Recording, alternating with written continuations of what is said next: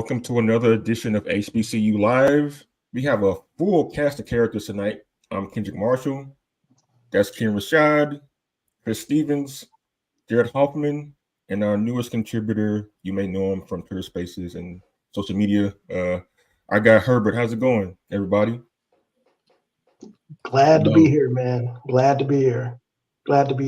I know for me, it's pretty cool to be on this platform. HBCU Sports is, one of those brands that's been synonymous with HBCU Sports and covering, everything, the culture aspect with it, for a long time. So, being there to share the stage with folks that are associated with it, it's cool stuff. I appreciate it. Yeah, got to have you aboard, Herbert. Herbert is also contributes for our band coverage on our website. So he's very knowledgeable about basketball too. So it's a perfect time to have him on tonight. We're gonna get into a little bit of basketball tonight. But first, we're gonna talk about the SWAC Championship Game and how FAMU is officially now SWAC.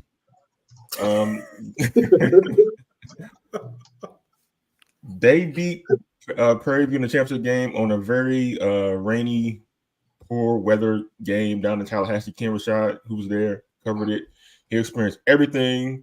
He may get into his experience a little bit later on, but fellas, FAMU completed the sweep of the conference. They went undefeated in the regular season, and they won the championship game 35-14 over Prairie View. The game wasn't close until like maybe late in the second half, where Prairie View kind of got within a touchdown. After that, FAMU kind of took over. FAMU is the winner of the SWAC. So, guys, what are your thoughts about FAMU taking their first ever SWAC championship, starting with Chris Stevens? Well, ladies and gentlemen, the Black Excellence Bowl is officially underway. Yes, we have 2 weeks to build up to a marketing major's dream right here. We got Florida A&M and the Howard meeting in Atlanta on December 16th. As far as the actual game goes, I think credit goes to, number one, both teams and fan bases for sticking it out through that monsoon, especially our intrepid reporter, publisher Ken Rashad, because there were delays and more delays, and somehow more than 15,000 people stood through it all, had to go inside the gymnasium for a little bit, came back out, went back in, came back out, and eventually saw it through. So as far as what it means for Florida A&M, I feel like they are one of the programs that can probably say that they've won 3 different conference championships in the modern HBCU era, because they were SIAC champions at one point in the 60s and 70s. Of course, won a few MEAC championships, had a couple of those taken for one reason or another, but some of them still stuck. And of course, now their first SWAC championship. So everything that program holds itself up to be has been confirmed. Willie Simmons said when they joined the SWAC that he felt like they were the best team. Granted, Jackson State proved them wrong the first 2 trips around the sun, but now 2023, it looks like it's the year of the Rattler, and those guys deserve a ton of credit for getting over the hump, because for a while there it looked like it was going to be one of those times where FAMU was just like a team that had everything to put it together, but just couldn't put it together. They put it together this year, and now they are going to Atlanta, and that is going to be a very interesting game. We'll probably talk about that in a little bit. Yeah, so Ken Rashad, you were there at the game. You had a really interesting experience before, during, and after the game. You got to see it up close and personal. Or did I? Yeah, Ken Rashad had a really weird experience at Bragg Memorial Stadium. They probably get into a little bit later, but about the football game, from what you saw, what are your thoughts about that one? You know what? So about the football game, let me go ahead and take the time right now to apologize to everyone for even giving anybody the inkling that this game could potentially be close. I incorrectly,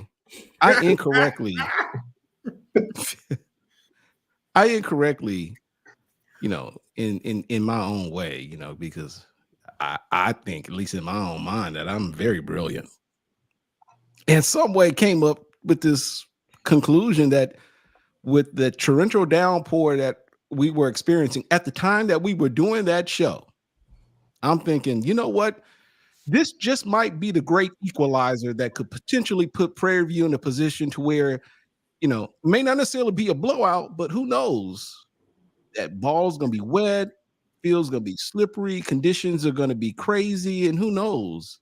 It could very well give Prairie View, some momentum that could potentially put them in a situation where, not saying it's going to be an upset special, but this game could be very interesting at some point, until, in the later part of the second half. Boy, was I wrong. This was never close. There was, maybe with the exception of them coming out in the second half, Prairie View got possession, and I believe they scored, and I think it was like 21-14. But even then, I mean, I don't think anyone really had panic. You didn't detect panic in the air to the extent that, it maybe made some folks uncomfortable, but this game was never really close. There was nothing that indicated in the form of play in terms of how Prairie View, they never really gave you the impression to think that they could make a serious game out of it. Kudos for them getting there. I'm not going to talk about the fact that they got through the back door to get there, even though I just did. But they made this game wasn't close. I'll end it on that. I'll let somebody else speak. Shane. Man, I'll be honest with you. I know we were talking about this game for a good minute on HBC Nightly, in some of our spaces and stuff. And we really didn't see Prairie View having a real shot, just from what they've shown from us offensively throughout the year. That passing the ball for them has been a challenge all year. FAMU's run defense is extremely stout, at least for, in terms of just dealing with, SWAC competition. And, it kind of played out kind of like what we were talking about on HBC Nightly, where, even though the game was really sloppy, lots of stoppages, it kind of played out the way it played out. Now, that being said, I think Florida A&M in that game was not sharp. They really weren't. They relied on that ground game, which is very underrated in the conference. They've got a really good stable of backs, which, they pretty much ground out Prairie View's defense in the second half, just being dedicated to the run game. And I think that in itself is going to be really interesting, when Celebration Bowl rolls around and we get a chance to see that run game, or the run games of both prospective teams against each other's front seven. I mean, I think that's going to be really, really good to watch.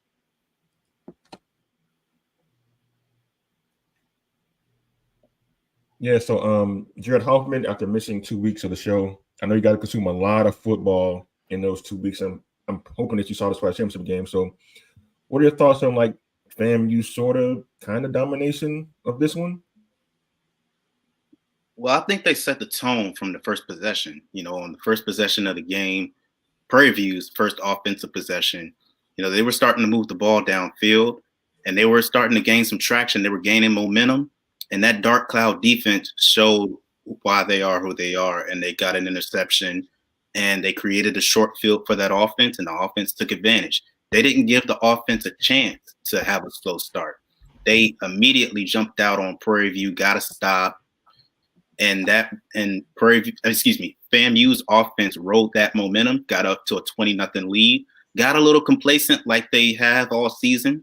They allowed a touchdown before the end of the half, and then in the start of the third quarter, they had the missed field goal, and then after the hour-long rain delay, Prairie View's offense came back, and then they scored. And as Ken mentioned, and they cut the lead to 20-14, 21-14, one of those. But Florida A&M immediately answered the call like they have all season, got up 2 scores, and they never looked back. So I think Prairie View, they had chances to give themselves a chance in this game, but as Ken said, there was never a moment where we were thinking that they could potentially lose this game. Just want to remind folks watching real quick, do us a favor, hit the like button, subscribe to the channel, and refer us to a friend. And by all means, go to hbcusports.com/donate and make a donation via Cash App or by PayPal. So go ahead, gentlemen. You guys can resume with the regular programming. Yeah, so like my thoughts on the game were kind of like, I kind of like knew like Florida A&M was the better team. And I knew going in and like based on like the way the first game played out between the two teams, being in the same venue, being that there were much greater stakes on the line for FAMU, that they were not going to lose this game and the score would possibly played out similarly. And that's what kind of happened. But as Jared alluded to, like FAMU got off to their slow start after they got up 21-0. And you saw the offense kind of stall out. You saw like Jeremy Musa like fight bouts of inaccuracy for much of the first half, after the first quarter, and even a little bit into the third quarter. But they were able to make enough plays in the second half, particularly in the third quarter, when they kind of like pulled away after Prairie View had made it a one-score game. Yeah, I mean, like FAMU, the best team in the SWAC all year. They proved that Saturday, and they're going to go into the Celebration Bowl, an obvious favorite in that particular game. And it's while a lot of people might think that FAMU is the best chance for the SWAC to win that game, Howard has shown throughout the season that they can play with the best of the best. They knocked off North Carolina Central, as we all know, and they almost beat Power 5 Northwestern early in the season. I definitely wouldn't say that they were, FAMU would be a clear-cut favorite for a couple of reasons. One, just like you said, Howard has exhibited the ability to be an extremely explosive and balanced offensive team throughout the entire year. What they did against North Carolina Central was almost criminal in terms of what they were doing, rushing the ball on the ground. They themselves have a really good stable of backs. They got really good skill position players.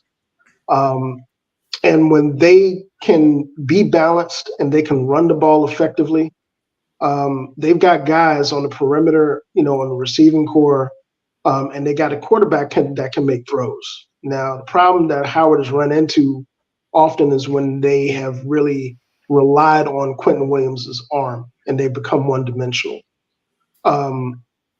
The challenge for Florida A&M, I think, is how they run, again, being multidimensional. If at any point, they have to be, they can't run the ball or they can't be diversified in their offense, that could be a problem because, Howard's defense at all three levels is pretty good. They got good linebackers. They're really good on the back end in terms of their cornerbacks and safeties. And their ends can really, really produce a lot of pressure on the quarterback. That's going to be a real interesting matchup to see, as the game plays out. Because if you've watched Howard during the course of the year at certain points in time, and when that defense is really active and they're generating pressure on the quarterback, they can be extremely disruptive. They can get to the QB. And that's something that,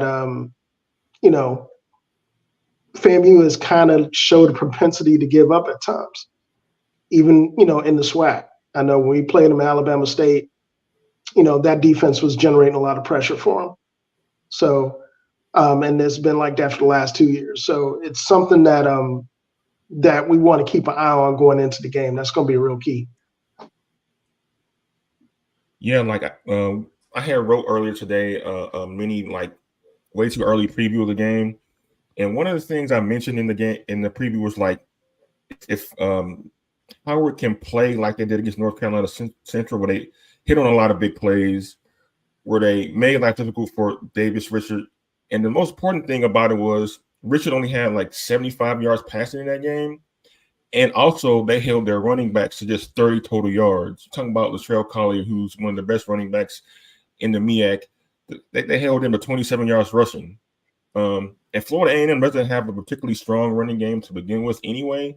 So if they were able to make Jeremy Musa try to beat them, that's about throwing the ball and shutting down the running game, they'll have a chance. Because Musa, as good of a quarterback he is, he has like fought like bouts of inaccuracy during games to the point where you see like Willie Simmons on the sideline with a disastrous look on his face, like where you throwing the ball, like why is the throw short hopping, like why are you overthrowing receivers, like, and it almost like cost him a couple games throughout the regular season, despite the fact they were undefeated. So if Howard can like hang around and make enough big plays, this could be, I don't want to say an upset, but it could be definitely a surprising outcome, I'd say. I think that, because I saw Howard in person. I've had the luxury of seeing Howard in person and Florida A&M on television. Football in person and football on television obviously are two totally different things. But the Southern game for Florida A&M was a head scratcher from start to finish, and it made you wonder if this Rattler team was good enough to finish the job. But they have the talent. It's just that in Musa, I think it's so strange because, like Kendrick said, Willie Simmons looked at him at several times during that Southern game like, what's wrong with you? And the funny thing is, he ended up, I think, with like 300-something yards and 3 touchdown passes. So it's like the talent is there. I mean, there's just sometimes that during the game, it's just some interesting things that go on there like, I don't know if I would have made that throw. I don't know if I'd have made that read, but it hasn't hurt Florida A&M yet. But again, I saw Howard in person. Granted, it was against Delaware State. Take that with a grain of salt. But, their defense is really, really solid. And, they, as Herbert said, their ends and their linebackers provide a lot of pressure. Ray Williams in that secondary is a ball hawk. They have the talent, to compete with Florida A&M. And there's something that I want to address that's going on in the chat real quick. Someone said not being mean-spirited, but it's the MEAC Celebration Bowl. Not sure if FAMU has a true allegiance to the SWAC. FAMU's in the SWAC, aren't they? They just won the SWAC East. They just won the SWAC championship. I don't mean to go all Herman Edwards on you, but you played to win the game. And FAMU is playing a SWAC game. And, they played the SWAC schedule for the last years, and they've been pretty doggone good at it. And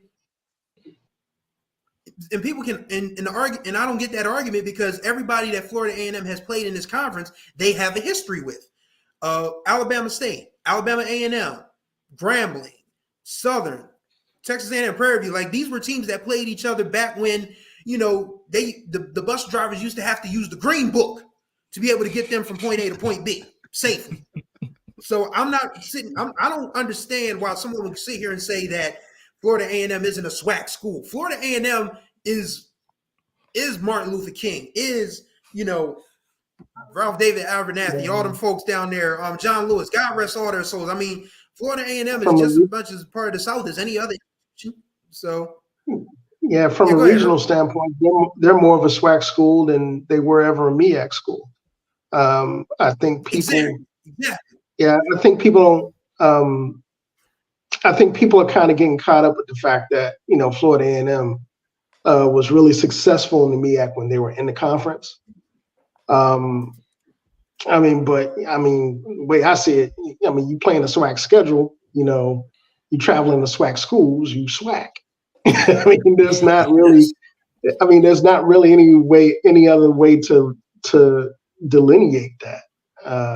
Any MEAC allegiance that Florida A&M had went out the door when they couldn't come to an agreement with the conference and they decided to roll out. So, I tend to, look at things like that with a grain of salt, because it's, that's the homer and a lot of people talking. But they're SWAC, and they did what they're supposed to do this year, which is, they did exactly, what they needed to do on the field to win the conference. So, I don't see any conflict there. I don't think Howard's going to treat them as the long lost brethren from the MEAC when they play on Saturday.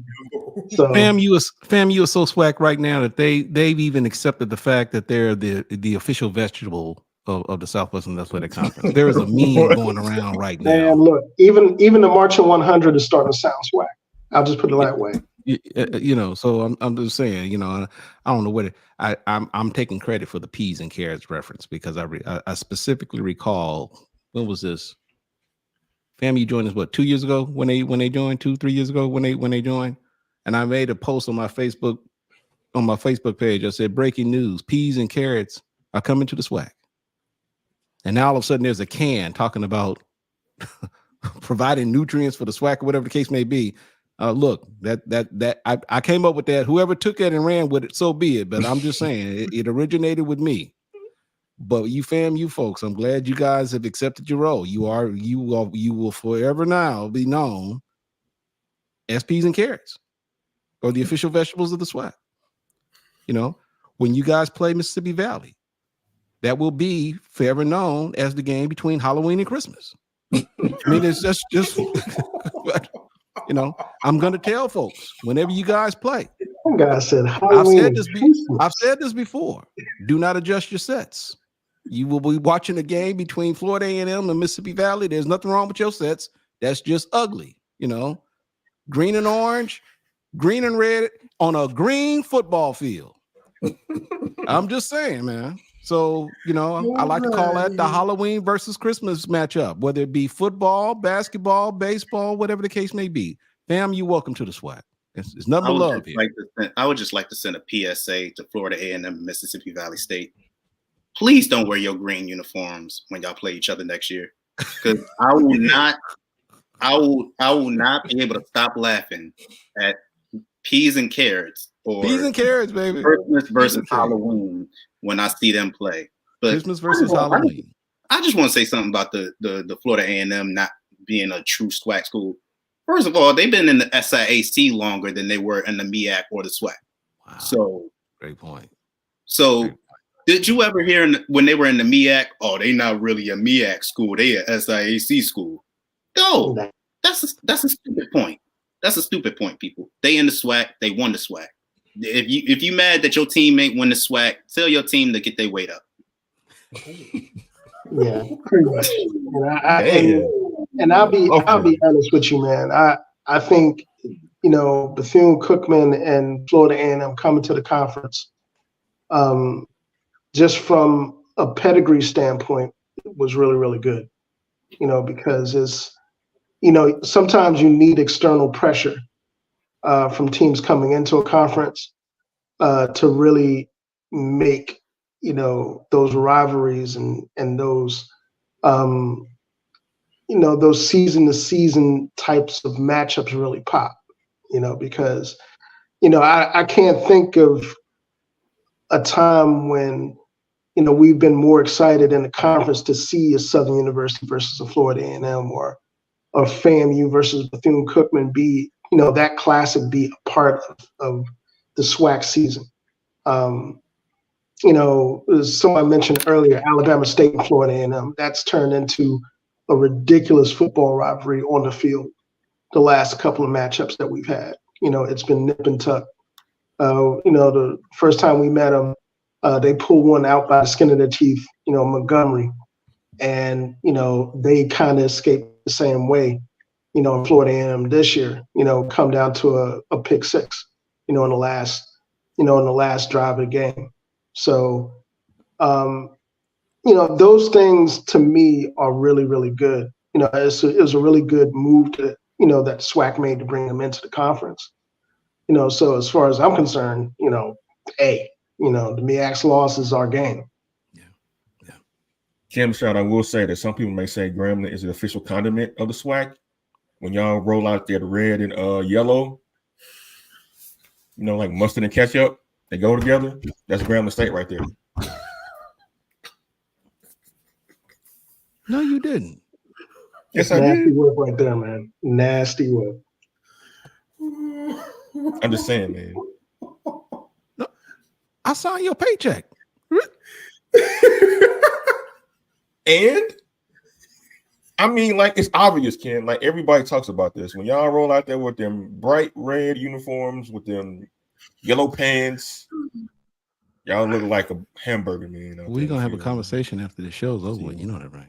I may not be back. I may not be back next week. So how we go from vegetables to condiments? Hey man, I'm a new contributor, so I'm not going to talk about the rolling bass drum.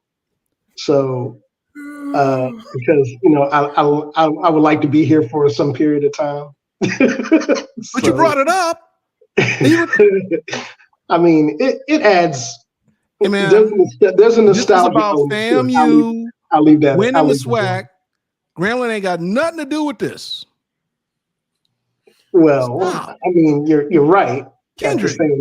At the same time, I think, and I think this will be a good topic, in all seriousness for a future show. Okay. Just to see what moves that teams are going to be making in the off season, in terms of following the portal, coaching moves, things of that nature. So yeah, bring it back in. Yeah, I think that's going to be good to watch. Yeah, today is the first day that the portal's like wide open, and a lot of movement today around the country. Speaking of movement, Black college basketball continues to roll on. Last night we had another HBCU over SEC. Victory. A ranked SEC team too. Yeah, ranked SEC team. That was Southern University. And I'll say this, man. And I think folks were talking about it online on Spaces earlier today. The MEAC and the SWAC in the last 2 or 3 years, when they've had the opportunity to play teams on neutral courts or play teams in home and home situations, have been excellent. Last year, the SWAC, I mean, I hate to say it, but they kind of sent the Pac-12 out the right way in terms of, the Pac-10 shout out to them, the Pac-12 rather shout out to them, for being straight up, with our squads to do home and homes. And I know Grambling had a big win last year. Prairie View had a big win on their home court last year. Texas Southern had a really big win against the Arizona State team on their home court. And this year is no different. This year, like I said, this Mississippi State win with Southern, that's the, don't let the record fool folks. The 2 wins they had were UNLV and Mississippi State. G5 and Power 5 conference. So, Alabama State is much improved. They played Memphis, tooth and nail into the last 3 minutes of the game. Same thing with some of the Power 5 matchups they've had. It's Alabama A&M, excuse me, had a big home win for their first win against Tennessee State, which, if anybody's watched Tennessee State this year, they are ridiculously talented. They could be winning the OVC this year. They're a real contender to do so. Norfolk State has had big wins. They just had a big win the other night at the Siegel Center against Virginia Commonwealth. Those guys, anybody that watches mid-major basketball knows that the Siegel Center is one of the hardest places in mid-major basketball to play. That place, Shaka Smart, and the tradition, Mike Rhodes and the tradition that they built there. There have been Power 5 conference, foes that go in that place and don't get wins. So Herbert, not to cut you off, but so you bring up that point. You mentioned earlier about how we saw schools, and a lot of it, and I do believe this has a lot to do with the home and home situation that the SWAC and the Pac-12 had. And we saw that again this year. We even saw with Grambling's women beating Arizona State, which part of me thinks, Arizona, that was a hard ass road trip. It ain't easy getting to Grambling. So, and seriously, and why I may say it in a joking fashion, is there really something to that? I mean, again, we're talking, I don't know if it really matters the sport, but there is something to be said about basketball, maybe that may be somewhat different than, say, playing, football. I mean, granted, you wouldn't see a Grambling and Arizona State on a football team, field at Grambling. But what's to be made? Is there really something to be said about home court advantage, even when we're looking at a mid-major conference versus a Power 5 conference in the Pac-12? Absolutely. Or is that just, or is it just luck? No, I think there are a couple of factors there, and I think you're absolutely right. I think one, what mid-majors, the problem that most mid-majors, especially lower mid-majors, have is getting, scheduling games that are comparable against comparable competition.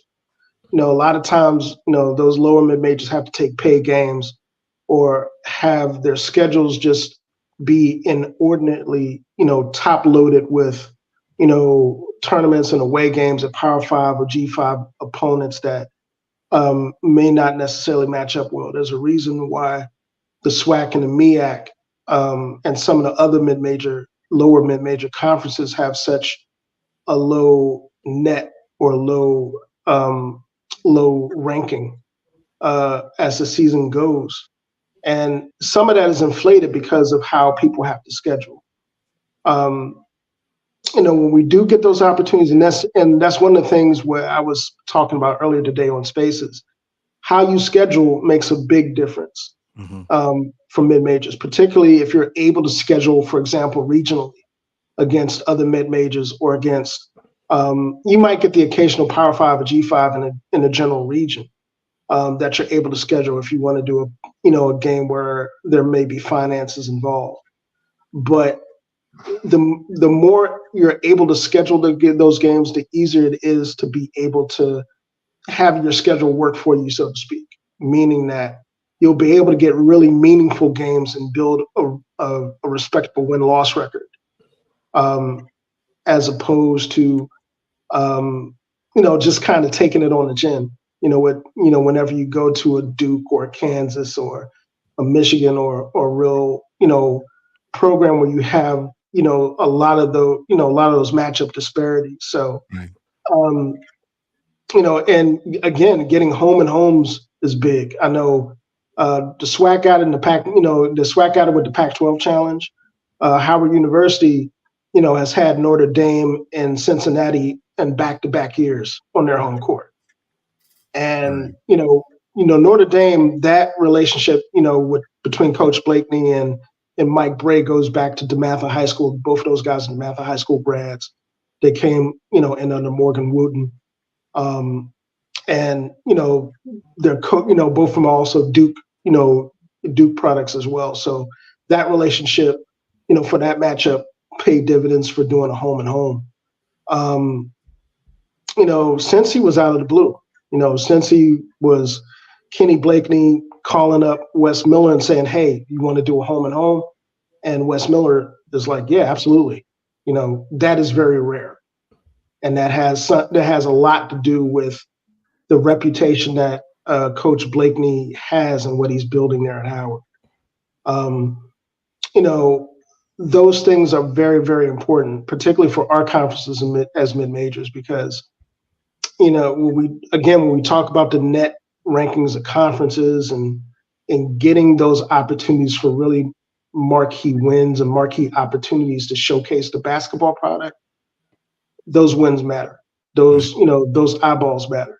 And what Southern has done this year, and like I said, you look at the record, 2-6, half of that can be chalked up with Southern being on the road, back and forth, right, like most HBCUs are. But, you go on the road in Las Vegas and take one in the Thomas and Mack Center against UNLV, and then you go on the road to a top 25 foe, and not only win that game, but there were parts of that, times during that game where they were really, really, really effective scoring the ball. And that bodes well for them. For SWAC. Yeah. Let me cut you up because we got a guest that's on. Go ahead, Kendrick. Yeah, we got Isaiah Major, SWAC Defensive Player of the Year, and now SWAC champion joining us on the show tonight. Isaiah, can you hear us? Yes, sir. I can hear you. There Isaiah, he is. Welcome to the show, man. We appreciate you hopping on. I appreciate you. Thank you for having me. Yeah, man. Congrats on the win Saturday night. So what was that like? Not just like, I guess, the game itself, but dealing with the weather and delays and all that stuff. Like, just what the experience was like of actually going through that on a Saturday night. The weather, it was an unpleasant surprise, I would say. But ultimately to compete for the championship and be on that stage, that type of platform, it was beyond a blessing. for us to come out with the victory, something that we've been working and striving for this whole season. I mean, I'm just beyond thankful for even be there. So rain, sleet, or snow, I mean, I was just happy to be in the presence of my team within the trophy and of it all. I think a lot of FAMU fans probably would have preferred snow than torrential downpour monsoon on Saturday night. Let me ask you, when you guys going into this game with respect to the weather, now I'm guessing you guys probably had some idea what the forecast was going to be like. How did Coach Simmons approach this? What was the strategy going in terms of how to prepare for a game that could potentially involve playing in a lot of rain? Well, I mean, to say, knowing Coach Simmons how I do, I mean, he treats every day the same, every team, every game the same. We've practiced in, I mean, a crazy rain amount. I mean, just where it's pouring all day, and he's rescheduled practice, and we came back up to the facility for practice. So we've kind of been in this situation before, but I mean, it's just you take it head on. It's not something that you can avoid, go around, over, underneath, nothing that you can hide from, something that you have to confront straightforward. So, I mean, he let us know as a team that it's going to be a sluggish kind of game. So we're going to run the ball. Defense has to play defense, and let's go and win this championship. Isaiah, when Coach Simmons, when you guys joined the MEAC, he said that he felt that this was the best, that you guys were the best team. Last couple of years, there have been a couple of hiccups, but just how did it feel to just be able to get over that hump? As you said, rain, sleet, or snow, be able to hold that trophy up with your teammates and know that you guys have one more game to play, a very important game to play in Atlanta in a couple of weeks. I mean, it just meant a lot, especially knowing that those previous teams hold key players like Isaiah Land, Marquise Bell, and Xavier Smith, cats who are currently on NFL rosters.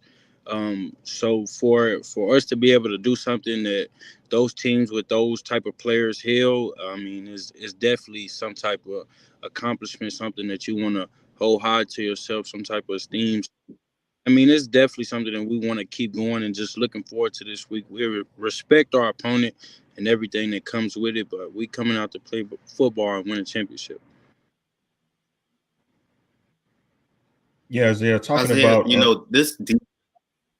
Oh, go ahead, Jared. Go ahead, Jared. Oh, okay.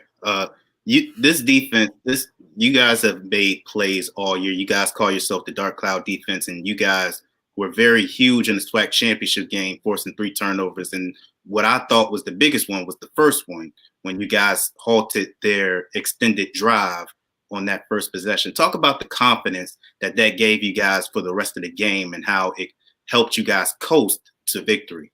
I mean, it's something that we've prided ourselves on all season. Even if you date back to the first game of the season, Jackson State, we gave up a big bomb.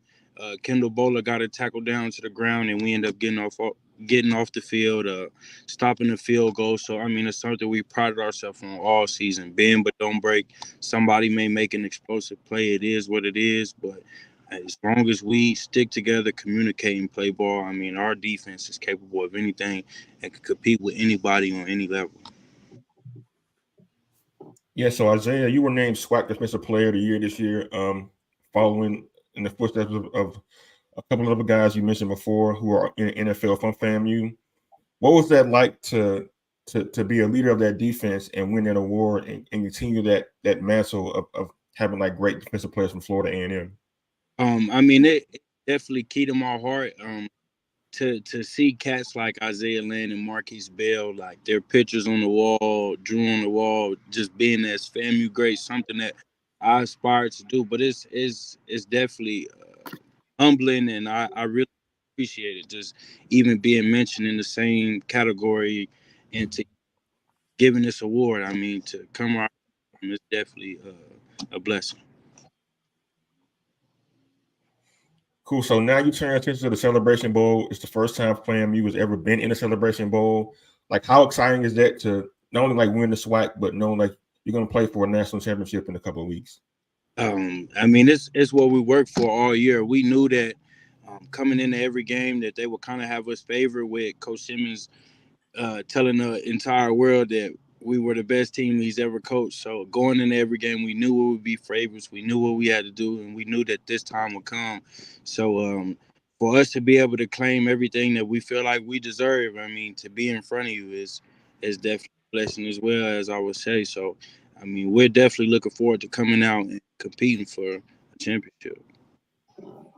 Isaiah, let me ask you this. I think with going into when the game ended, it was we learned that, I think because it was Montana State who lost, FAMU now holds the FCS record for consecutive home wins, I believe at 20.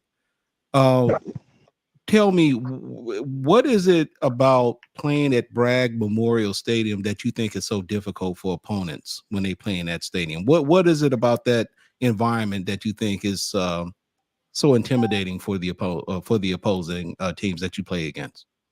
I definitely think our fans play an immediate role in everything that goes on in Bragg. Just the atmosphere alone, I think it's one thing for a team to be a team, but for it to be a family environment, to know that, I mean, regardless of what happens, that your fans will still root for you. You'll still get the same love, win, lose, or draw. So when you come into there, I mean, it's just one of the most aggressive atmospheres. Like, you, even the people at the concession stand will tell you you're about to lose to FAMU. So, I mean, it's just. Well, look, brother, we're not going to keep you, man. Are you driving? Yes, I definitely am. I'm trying to get home. I got one more. I got one more question for him, man. Like, all right, go ahead. Everybody, well, myself and Ken were SWAC guys. I'm JSU. We lost. Oh, wow. Oh, we lost him. I was going to ask him, like, is there any pressure for him, like, to win one for the SWAC? But I guess we found out the answer to that one. I didn't know he was driving, so we wanted to go ahead. He probably wasn't ready to get off right away. Maybe he was. I don't know, but we appreciate you, brother, for coming on. Yeah, thanks, Isaiah Major, for coming on. Yeah, SWAC Defensive Player of the Year, one of the best players in the entire conference. Yeah, I think it was really cool, the fact that we had him on. That SWAC Defensive Player of the Year race was really neck and neck. You had a lot of people that were, real impact guys for their defenses. I know, just speaking for Alabama State, Colton Adams, Bubba, from a statistical standpoint, that guy had more tackles for loss, more tackles in general than anybody else in the conference. And it's a testament, to see Mr. Major get the award, because it's anybody that's watched Florida A&M's defense this year is them and Alabama State have been right up at the top in terms of being the most cohesive defensive units in the conference. Right. And the big difference is that that Florida A&M defense plays a lot of complementary football for their offense. They make opportunistic, they get opportunistic turnovers. They get teams out on three. They get teams out in 3 and 3rd and shorts. You don't see a lot of teams sustain long drives against them, at least in the SWAC. Right. They are really, really good at what they do. In conference, they were able to stop a lot of run games. I don't remember anybody having, anywhere close to a 100-yard run game against them, which is why it's going to be really interesting to see them against Howard University's run game, because when their front seven is blocking really, really well, they can run against anybody. And I'm not talking about just in HBCU football. We've seen them do it against Akron. We've seen them do it against FBS opponents. So it's going to be really, really cool to see those two lines go head to head and see who comes out on top. I found it kind of amazing, Jared, and Jared, I think, brilliantly did a great job, because there were a number of individuals who thought that maybe Bubba Adams was snubbed for SWAC Defensive Player of the Year. And, Jared went to the numbers, ultimately to conclude that the conference got it right. Jared, what are your thoughts on that? I think that people confuse someone being deserving over them being the clear-cut choice. And that's just not the case. Mm-hmm. Isaiah Major had an incredible season. Doesn't mean that Bubba Adams didn't have an incredible season. Ultimately, it was just a difficult choice for the conference. And the tiebreaker was Isaiah Major's team had the better record and won more. And even when you take the team, the results of the team's records and stuff like that, like take that aside. If you look at Isaiah Major's best game, it trumps out Bubba Adams' best game because he did it against an FBS opponent. Now, should that have bearing on who wins the SWAC Defensive Player of the Year? An argument can be made that it's not. But Isaiah Major, throughout the season, if you look at his numbers, they are more consistent than Bubba Adams's is. It doesn't mean that Bubba Adams didn't have a great season. He was a tackling machine, led the conference in tackles, was in the top 2, I think, in tackles for loss. But we gotta look at how the numbers stack up in terms of how they contribute to winning as well. And unfortunately, Bubba Adams, he's kind of a victim of the team's loss to Miles. And another big performances was against Tuskegee. So you got to look at everything in totality. You can't just look at the numbers overall. Well, I'll just say this. Being able to look at both of those guys during the course of the year. I don't have a problem with Mr. Major winning it. At the same time, I think a lot of times these evaluations go beyond the numbers. In terms of what these guys actually mean to their defenses. We can look at Bubba's numbers, for example, and say, yeah, he made a lot of tackles, he did this, he did that. But that guy was the quarterback for that defense. That dude, just like a quarterback reads coverages for the offense, Bubba was doing the same thing for Alabama State's defense. And so Herbert, let's just go ahead and get down to it. Did the SWAC get it right? I mean, I don't think there's a right or wrong answer. And that's me not having my Homer hat on. I want you to put the Homer hat on. Put the Homer hat on. Well, put the Homer hat on. You see the shirt in the world. Look, I know you got the Homer shirt on. I'm telling you to put the hat on and tell me. Did the SWAC get it wrong? Since we're talking about the bass drums and we talking about condiments and we talking about vegetables. I don't think they got it wrong. I don't think they got it wrong. Did the SWAC get it wrong? I don't think they got it wrong. I just think there are 2 right answers. Wow. Oh, wow. Man. So this if is I what he didn't know just any did better, right it's there. almost like you're saying co-defensive player? To me, yeah. So he got snubbed. Well, some could say that. I mean, like I said, I'm trying to be objective here. I'm telling you not to be objective. Well, if I'm being real, I think he got snubbed. But that's me as an Alabama State. But I want you to be sincere though. So I'm being sincere in the sense that I'm being sincere in the sense that the SWAC had a really tough decision to make. Okay. When it came to this award. Okay, you got 2 real A1 cats that deserve the award. You know what I'm saying? And like Jared just said, sometimes it boils down to who that guy is on the best team and whether that team wins or not. I personally, I can rock with that. If these guys if Florida A&M and Alabama State had 7-4 records, and both of them, are not playing in the Celebration Bowl, I'm going with Bubba. But at the same time, we know what Mr. Major meant for Florida A&M's defense and how he factored into that defense being the type of defense that it was all year. And, at the end of the day, you get. I mean, winning counts, and that's what folks went out here. So, yeah, I mean, I'm pretty sure folks can say, and have a legit argument saying that Bubba could, there could have been an exception.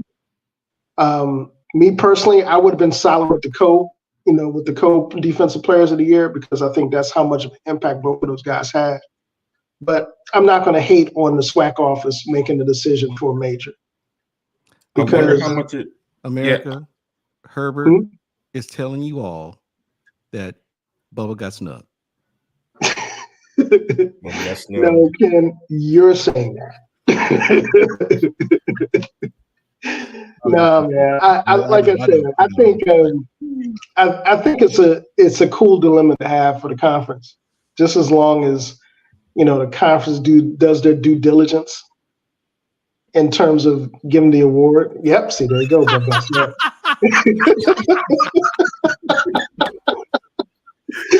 Oh man.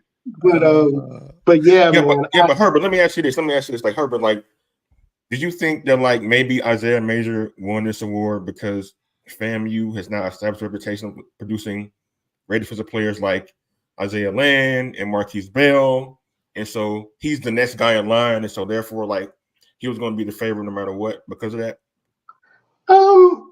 No. I mean, I can see how I can see how people might say that because the precedent's there. But let's be real, man. Major is a dog. That dude, that dude does his job on the field and is one of the best in the conference in doing it. So, I mean, I think folks can say that, but I'm not going to sit here and say that he didn't earn the consideration for best player in the conference. His numbers and track record just don't speak to that. Right. So, I think, a lot of times when we look at these things and we have the benefit of having the stats and the numbers in front of us, and we also have the benefit of watching these guys in action, during the course of the season, you can make an argument for both, but at the same time, I can have solace in the fact that, my guy didn't get it, but the guy that got it has a legit claim to it. So, that's kind of where it's at. And I don't think that's anything that any other conference has to deal with. You know what I'm saying? So, I think, I wouldn't get Bubba on the show and ask him that question because Bubba will probably tell you, yeah, dude, I won, period. And that's what he's supposed to do. So, yeah. So, I mean, I think, I think this, like I said, I think the SWAC didn't make a wrong decision, but my opinion, that could have been a co-award to me. Right. What's next, Andrew? That's fair enough, I think, right? I mean, if you want to really start some mess, you could have said maybe Jeremy Musa didn't deserve to be SWAC Offensive Player of the Year. And maybe our guy down in Texas Southern, their running back, probably should have got consideration. But last time I said something like that, like I got hated on. But like trying to start some mess. Yeah, I think that was a little bit more clear cut, and I think no disrespect. You think which one was a little bit more clear cut? The Offensive Player of the Year. You do? Yeah. You think Jeremy Musa should have been Offensive Player of the Year? In terms of what he meant and what he means for that Florida A&M squad, yes. Okay. I mean, you take Musa out and you put that backup in. Are they winning half the games they're winning? Okay. So, I mean, think about it for a second. You got to have all those weapons on the outside that Musa has. You still got to give him the ball. Okay. And there hasn't been a more consistent quarterback in the conference the entire year than Musa. Has he had games where he's been a little bit less than desired? Absolutely. Right. But, in terms of his total body of work throughout the year, yeah, I don't think you can say that in terms of what he means to that offense and why Florida A&M is where they're at, in terms of going to the Celebration Bowl. and like I said, that's no disrespect to the cat at Texas Southern. I thought he was. I mean, I saw him a couple of games this year. That dude is legit. He's gonna, he's explosive. But I think that has a lot to do again with the total product that's on the field too. Without question. Yeah.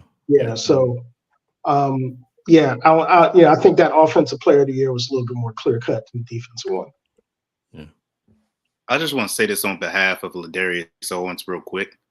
If you look at his numbers, they are miles ahead of the next best running back in the SWAC. He was absolutely spectacular, and if he was on a better team, maybe that was at least 6-5, he probably would have had a better case. It's just unfortunate that Berlin wasn't at full strength. Unfortunately, it's because if he was on a team at full strength, he probably would have had a better case. Yeah, and I think I'm not sure. I wasn't able to get a look at any of the other awards like Newcomer of the Year, things of that nature. But the one thing I say about the SWAC, there's a really, really, really good infusion of talent this year in the conference from top to bottom. There are a lot of squads that got people in the right places at the right time. I know in our case, we made a quarterback change, a little bit into the season, and I think that made all the difference in the world for us. Simply because it kind of gave us a little bit more of an identity offensively, and it again kind of made us play a little bit more in terms of complementary football between both sides of the ball. Conversely, I think there's some programs, at least on the offensive side, they got to go back to the drawing board. And I think you're kind of seeing it reflect in who's going into the portal, who's coming, and how that factors in, to where the coaching carousel ends. And we're not just talking about head coaches, we're talking about coordinators and position coaches and folks that deal with things that we see schematically in some of the offenses in the conference. Like I said, it's going to be really interesting seeing this offseason and seeing what changes are made. And this doesn't go for the squads that didn't have a lot of success this year. This goes for the squads that, finish in the top half of the conference. So, I'm looking forward to seeing some of the moves made. I know, alumni bases for certain schools are looking, at who's going to get hired. I know there's some hot names that are in the running. I know, for example, Southern, their short wish list is Chennis Berry. For he's on everybody's short list. Everybody's list. I'd be remiss in saying that. Yeah, I don't see him going to Delaware State. I just don't.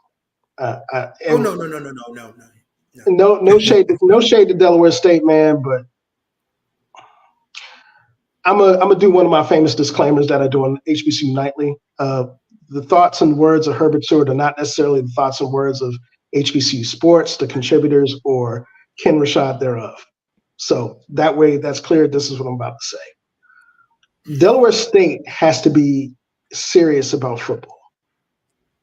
Their administration has to be serious about the football product, and their lack of urgency has reflected in the hires that they've had, and more importantly, the people they got rid of. Why they got rid of Milstead, I have no clue. Herbert. Yep. You know what? Mm-hmm. We've been down this road before. There is nothing that you can say that Chris Stevens hasn't already said about Delaware State. I peeped Chris's tirade on last show. Okay, I'm just saying. When you were, you know what? At this point, look, and I say this. First of all, so all I'm gonna say is this: Delaware State. When I tell you, Chris Stevens, that horse was already dying. Chris Stevens killed it. You are now beating a dead horse. There is absolutely nothing that you can tell us that Chris Stevens hasn't already said. I'm just saying, man. Well, he won't get in trouble for it locally. Oh yeah. Yeah. We're got to go to Delaware. Oh, I mean, I don't have to go. I'm a DC Metro kid. I'm good. Oh, okay. Yeah. And people have been legitimately calling me and stopping me on the streets like, no, you had the heart to say it. And I'm like, yeah, but watch them kick me off campus now. But gotta be honest. It is what it is. Yeah. Well, I'll say this for Delaware State on a positive note. Delaware State basketball is looking much improved. Stan Waterman is starting to get his kids in there, and they're looking a lot better. They're looking like they beat Grambling this year. Yeah, they beat Grambling. They beat Loyola Maryland on the road. And going back to that theme of HBCU performances out of conference, particularly against not just against Power 5 and G5 opponents, but against other mid majors. This is boding well. I mean, and like I said, I think I look at the SWAC from top to bottom. I think right now Prairie View has got the highest net ranking of any HBCU right now at 108, which is ridiculously good. I mean, I've seen those guys in action. I think those guys going into conference season right now probably, they're the horse that everybody's betting on to get to the tournament or even getting, just for the regular season title. Southern looks good. Grambling has looked good at times. Alabama A&M even looked good against their, for their first win of the year against Tennessee State. I'll say a dark horse in the conference this year is, I'd have to say Alabama State. Just the way that, Coach Matlock has utilized the portal, utilized transfers from NAIA from all over the place. They still got a kid from Georgetown transfer, Deontay Bass, that has seen spot duty. We're anticipating seeing him in conference. Guy super athletic, can play spots 2 through 4. I mean, there's a lot to be said of the job he's done there. I mean, they look like a completely different team, and that says a lot. Okay. Yeah. So we've established that Delaware State got to be serious about football, and we've established Bubba got snubbed, and now we've established that Herbert is going to be very nuanced. He's not going to have a hot take for us tonight, despite the fact the last segment of our show is based around a hot take.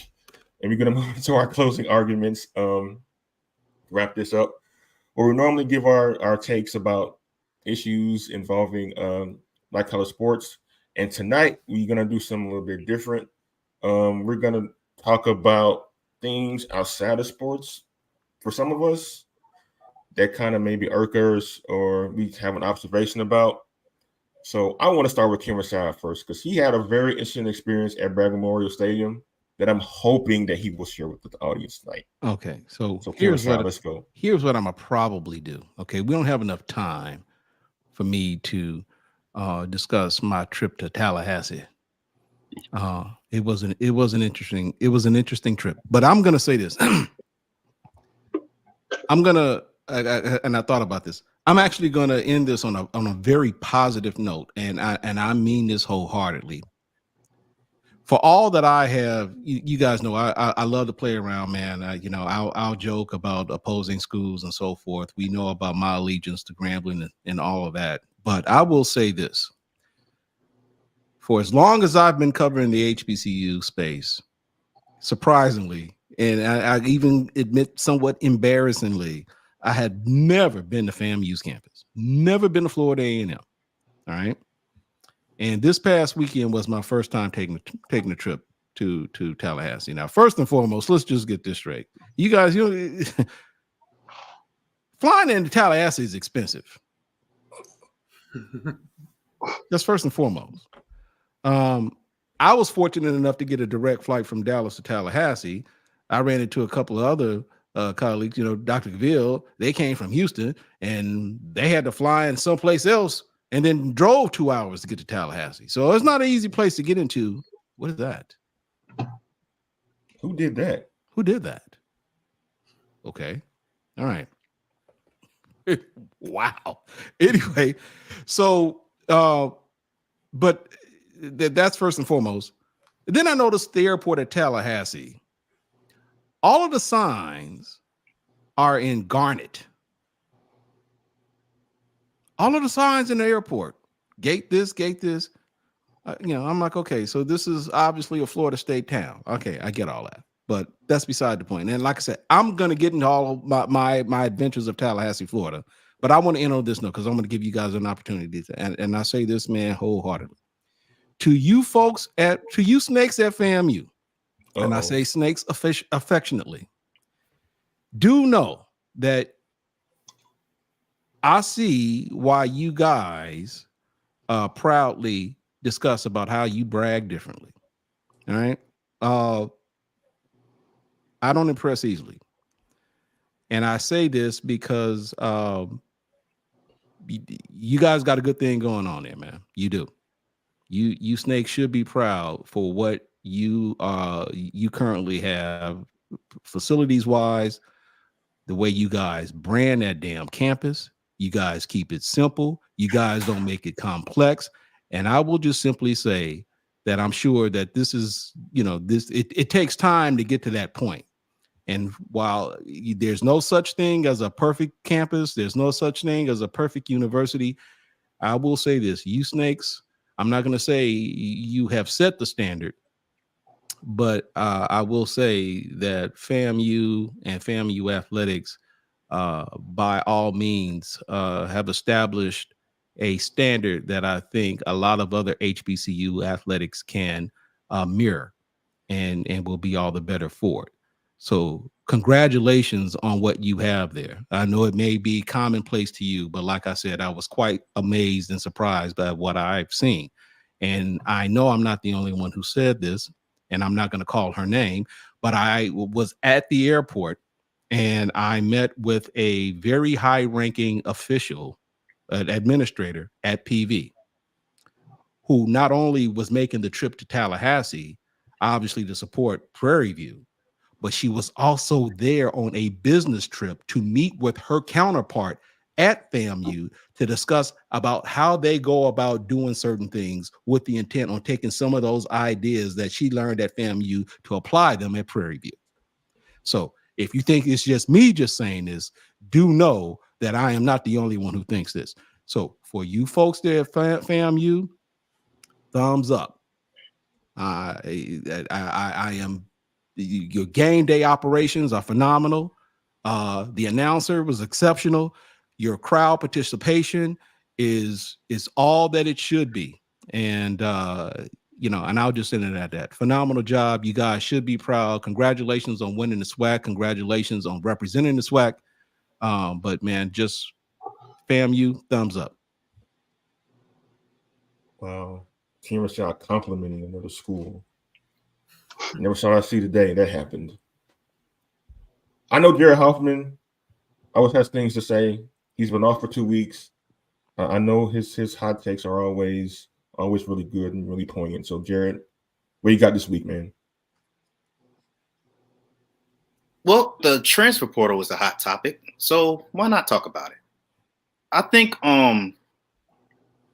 guys need to really consider that the transfer portal is not just something to where you really got to think through your decision when you go into the transfer portal, because it could dictate your not just how your college career ends, but it could dictate how how a potential pro career can go.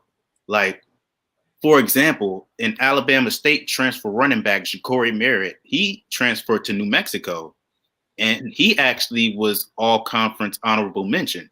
He had 1,000-yard season with New Mexico. Jacob Roberts, who came from North Carolina A&T, the linebacker, he went to Wake Forest and he had himself a nice season. And he is into the draft, and he could potentially get himself potentially an undrafted free agent look, or maybe even get selected in the later rounds, because he had a great season with Wake Forest. But we've seen guys, get lost in the shuffle of the transfer portal and ultimately have to re-enter. speaking of Jacob Roberts, his teammate Taquan King, he went to East Carolina, the same place that BJ Davis went from South Carolina State. He ended up not getting any playing time, and now he's back in the portal. So you gotta have an open mind, and you have to look deeper than just what the coach tells you and what you see on your official visit when you enter the transfer portal, because it could halt your collegiate career. Taquan King lost a whole year that he can't get back in his collegiate career because of what he did in the transfer portal. Now, I'm not saying that he took advantage of the transfer portal and he didn't take it as seriously. Maybe he did, but the transfer portal, you could take it as seriously as you want to, but you never know what could potentially happen when you get on these schools and you get on these campuses and you get in the locker room, and all those things that the coach told you in your visit and during your recruitment, it could all change once you get into the locker room. So understand everything about what you're getting into when you get into that transfer portal, because it could potentially stall your career, and you have to make up for everything that you lost once you're in there. We and like I said, it's not like we have like countless examples of guys getting lost in the transfer portal.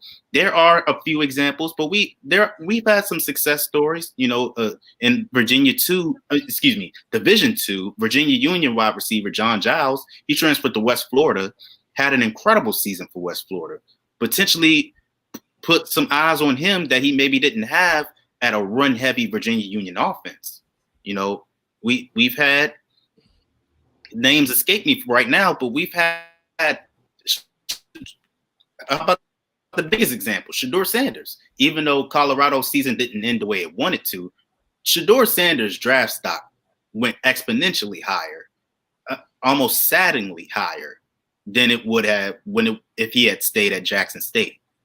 So I want to implore guys who are entering the transfer portal now, guys like Antonio Meeks, Andrew Body, Kilron Davis. I don't know if I said his name right, but all these guys, Seven McGee, who just entered the transfer portal after he had just, committed to Jackson State this season. This season was his only season with Jackson State. Now he's already back in the portal.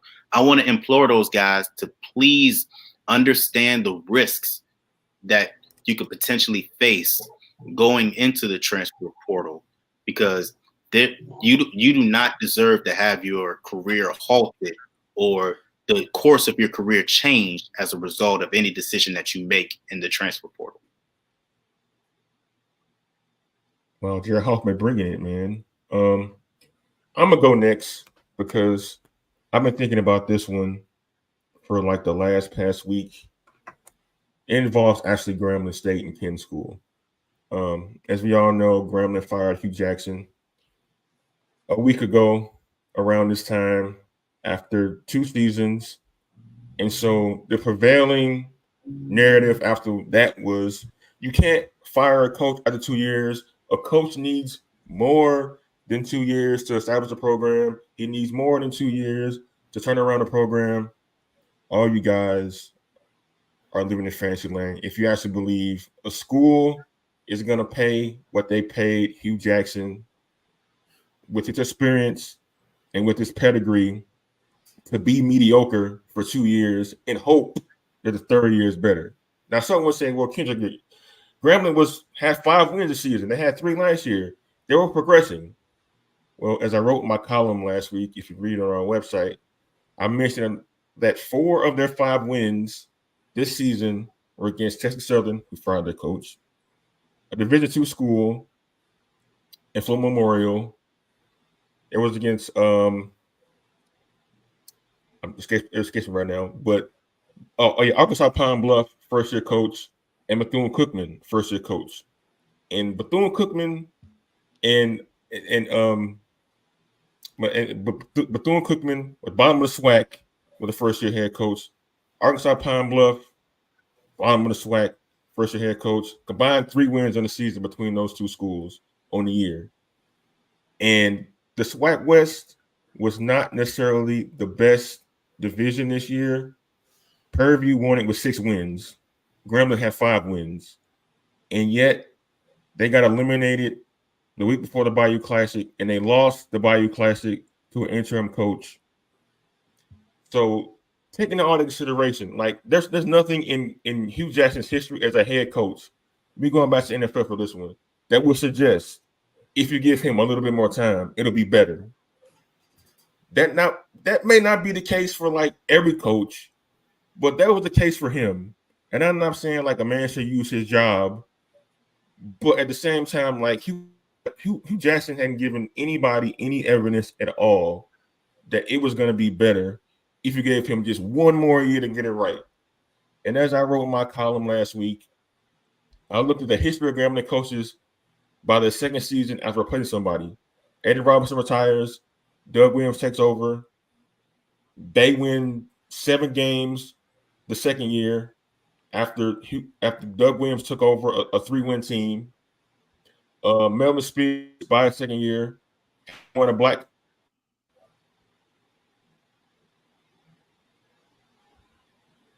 I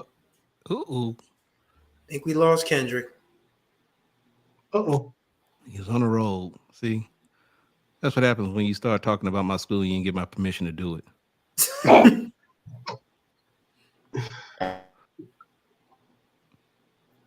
And he got the green screen. Oh no, I'm sorry. Dang, my rant was cut off. I'm sorry about that. Yeah, as I mentioned before, I was getting to the point where like Grambling coaches had been in some not so good situations and able to turn around by year 2. And I mentioned Broderick Fobbs, who walked into the worst situation in modern day Grambling history, where they coming off of back-to-back one-win seasons, and the football team boycotted the second year because the school fired Doug Williams, and they wasn't happy with some of the conditions of the university. He walked in there the first year, they almost won the SWAC West. They got stopped on the goal line in the Bayou Classic. Ironic how that happens. That program. In the second year, they win the SWAC West. The third year, they win the Celebration Bowl. The fourth year, they go back to the Celebration Bowl. And that's the guy that they fired for Hugh Jackson. And Hugh Jackson can't even win the SWAC West, where the best team only has 6 wins. So I would tell all you people that no, a coach does not deserve to have 3 years if there is no progress. The way I judge progress is either you're competing for championships like FAMU is. Oh, by the way, Willie Simmons took over a bad program too when he got there. And by the second year, they were competing for a MEAC championship. And now they're one of the best teams in the country. Or you're on the road to competing for the division championship, which Prairie View has done, which Jackson State's done, which a lot of schools have done. You can't be mediocre and being paid $1.8 million. I'm sorry. Grambling State is the New York Yankees of black college football, and we know how the Yankees operate. If they're not winning, they getting rid of you. So yeah, like, sorry that Hugh Jackson lost his job, but like he did not deserve to have 3 years to try to get it right. I like to link. I like to think that Grambling is probably the LA Dodgers of black college football, but So they took in the first round of playoffs every year. Oh God, Jesus! Yo, Kendrick, do you want us all to be out of here, bro? What's really good? All right, it's nasty work right there, man. All right, good grief. Who's next? I'll go. You want to go, Chris? Yeah, I want to piggyback off of Jared's statements about the transfer portal because I want to talk about things on a local level and how they relate to things nationally in the world in society in general. I am a devout, HBCU sports contributor, which means I love to be on this program every single week. Be it with my shenanigans or my fun choice of t-shirts. Shouts out to Snoopy. Is it Christmas yet? We're almost there. But I almost didn't make it tonight because I cover high school basketball here in Delaware. And I was at a girls' basketball game, and as soon as the buzzer goes off, a mother runs down on the coach that I was going to interview, mind you, and chews his head off about her kid not getting enough shots. This is the first game of the season, mind you. Delaware basketball does not start until the last week of November, first week of December. So we are one game into a 21 to 24 game season if your team makes it all the way to the state championship game. And you're complaining about your kid not getting enough shots. Parents, some of y'all are old enough to remember the great song by Regina Bell, If I Could. I would try to shield your innocence from time, but the part of life I gave you isn't mine. I'll let you grow so I can let you grow. Let your kids grow, please. For the love of God, stop being helicopter parents. Y'all drive us in the media crazy with this foolishness. Like, the kids aren't allowed to make decisions for themselves. The coaches aren't allowed to coach your kids. The teachers aren't allowed to teach your kids. The disciplinarians in the schools aren't allowed to discipline your kids. Stop. Just stop. Not your baby is not perfect, and y'all are not perfect parents the way y'all are raising them. Because you couldn't run when every time everything gets tough, you're just teaching kids bad habits. And it's driving me crazy. Yes, I'm really annoyed that I didn't get this interview because I really wanted this interview. But at the same time, that's not the point. It ain't about me. It's about the fact that these parents really enable their kids, and they do the helicopter thing, and it's really irritating. Like, granted, some of us were raised different. Like, my mom used to say, you don't believe number 2 stinks. You have to have it shoved up your nose to understand that it stinks. Let these kids understand that number 2 stinks on their own time. That's all I'm saying. Please, for the love of God, let these kids make their own choices. Let them learn from their mistakes. Let them make their own decisions. And please, stop jumping in front of media people who are trying to do their jobs. The end. Can I just say something real quick? Just real quick. First of all, my mom, who's a singer, just texted me. She's watching the show. She says, I'll give him vocal lessons for free.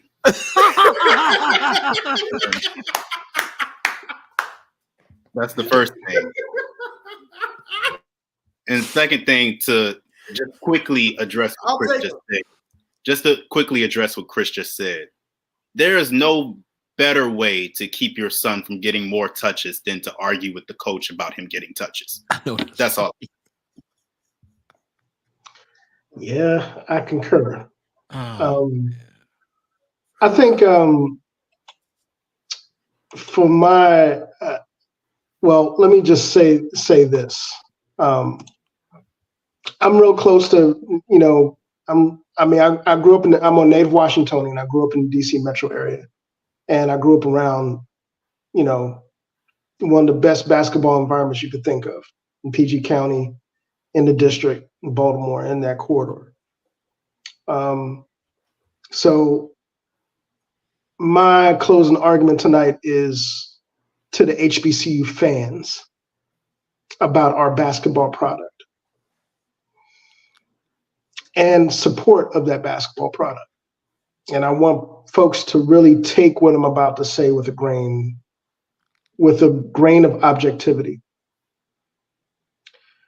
Last 5 years, the HBCU collegiate basketball product at NAIA level, Division II, Division I, has grown by leaps and bounds. You've got programs that have invested in making really, really good hires. You look at the MEAC conference right now. You've got one of the best 3 to 4 man coaching bases in all of mid-major basketball. That's no joke. Between Coach Moten, Robert Jones in Norfolk State, Kenny Blakeney at Howard, and those guys are really doing an excellent job of building the brand for that conference in terms of the basketball product. The same thing can be said in the SWAC, especially in the last 2 or 3 years. You've seen programs grow exponentially. It's not just Prairie View or Texas Southern or Alcorn State on occasion. Grambling has a really good program now. Southern has shown leaps and bounds, especially under new coaching staff. Those guys have, really done an awesome job of replenishing the talent they had on that roster with, just going through the JUCO ranks. I say all that to say that our fan bases need to start investing in these teams, investing in their time, investing in their presence on campus, whether that's students, whether that's community outreach. Let me put it another way. You got a high profile opponent on campus. There's no way you have national television coverage and have an empty seat in the house. None. The guys that do work in those programs work entirely too hard to work their asses off. Pardon my language, Ken. To present those audiences and represent that school with a really, really viable basketball product. And the crazy thing is that the administrations are doing exactly what they're supposed to do. They're making the hires necessary to build winning and competitive and attractive basketball. Tennessee State this year, Coach Collins has one of the most talented rosters in all of mid-major basketball. Those guys are a serious threat to win the OVC and get to the NCAA tournament. Howard and Norfolk State in the MEAC. Maryland Eastern Shore under Jason Crofton last year came out of nowhere. Incredible defensive team. To their credit, Maryland Eastern Shore's community has embraced that squad, and they're starting to really fill the auditorium there. Support your programs. It's no different than supporting in football or going to a classic. If you got them and ADs and your administrations, if you got to market to your student base to create the best game day environment possible, you do what you got to do. Do special events.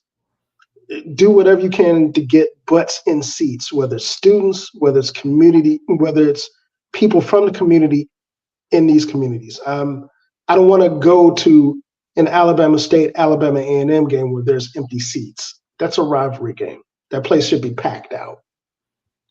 Nobody should go to a Mississippi Valley Jackson State game or Jackson State Southern game and see empty seats. That place should be packed out. Same thing with Clark Atlanta, at Division II level. Although the CIAA doesn't really have that problem. They do a really good job of marketing those products. I'd be remiss to talk about the CIAA this year or the SIAC this year. The SIAC in particular, between Clark Atlanta and Benedict, have two national caliber teams. Undefeated, Clark Atlanta and Benedict. CIAA is extremely competitive this year, both North and the South. Winston-Salem, again, is a national regional power. There is no excuse for our fans to not lend support. And when I see it, it irks the hell out of me because as a basketball fan, you should appreciate good basketball. And good basketball is being played at a lot of these schools. That's all I got. That's all that's needed. Gentlemen, Agreed. thank you all for taking the time out to discuss all that we've talked about on this evening. For those of you who are watching us live on YouTube and on Facebook, by all means, please, again, hit the like button, subscribe to the channel, and by all means, if you're really feeling froggy, visit hbcusports.com/donate and donate via Cash App or by PayPal. Herbert Seward, Jared Hoffman, Chris Stevens, Kendrick Marshall. I'm Ken Rashad. We'll see you guys next time. God bless you.